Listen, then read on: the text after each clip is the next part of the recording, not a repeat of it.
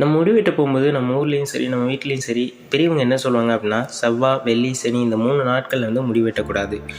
அது ஏன்? அதுக்கு என்ன காரணம்? இது வந்து பழமொழியா? நம்பிக்கையா?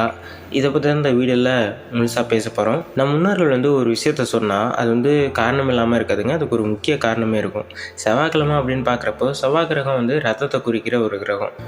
அது வந்து அன்னைக்கு வந்து ஒரு காயம் ஏற்பட்டுச்சு அப்படின்னா, சின்ன காயம் கூட பெருசாகலாம். அதனால் உடல் சம்மந்தமான மாற்றம் கூடாது அப்படின்னு சொன்னாங்க. சனிக்கிழமை அப்படின்னு பார்க்குறப்போ, சனி பகவான் வந்து சோதனைகளை கொடுக்குறவர். அந்த நாளில் முடி வெட்டினா வாழ்க்கையில் தடை வரும் அப்படின்னு சொல்லுவாங்க. வெள்ளிக்கிழமை அப்படின்னு பார்க்குறப்போ, சுக்கிர கிரகத்தோட நாள். இந்த அழகு, செல்வம், கலை இதுக்கெல்லாம் வந்து காரணமானவர். அன்னைக்கு முடி வெட்டினா இந்த நல்ல சக்திகள் எல்லாம் குறையும் அப்படின்னு சொல்லுவாங்க. இதெல்லாம் பழமொழியாக இருந்தாலும் நம்ம வாழ்க்கைக்கு வந்து தொடர்புள்ள விஷயங்களாக தான் இருக்குது. ஜோதிட சாஸ்திரத்திலேயே வந்து எந்த நாட்களில் உடலில் மாற்றம் செய்யக்கூடாது அப்படின்னு சொல்லியிருக்காங்க. முடி வெட்டுறது வந்து ஒரு உடல் மாற்றமாகவே பார்க்கப்படுது. கிரகங்களோட சக்தியும் அதனோட தாக்கமும் நம்ம வாழ்க்கையில் ரொம்பவே முக்கியங்க.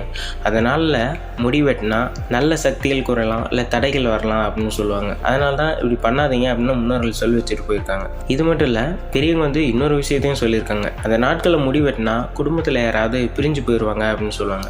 வெள்ளிக்கிழமை மட்டும் தகப்பன் இல்லாதவங்க வந்து முடி வெட்டலாம். அது ஏன் அப்படின்னா, ஏற்கனவே வந்து அவங்க வந்து அப்பா வந்து இழந்திருக்காங்க. அதனால் அந்த விதி வந்து அவங்களுக்கு வந்து பொருந்தாது. இதெல்லாம் பழமொழியாக இப்போ உண்மையாக நினைக்கிறீங்களா? நம்ம முன்னோர்கள் சொன்னதுக்கு எல்லாமே ஒரு நோக்கம் ஒன்று இருக்குது. காலம் போக போக அது விஞ்ஞானம் வந்து நமக்கு புதுசாக புரியலாம். பெரியவங்க வந்து சொன்னது கேட்டு நடக்கலாங்க. ஆனால் அது ஏன் அப்படின்னு நம்ம புரிஞ்சுக்கணும்.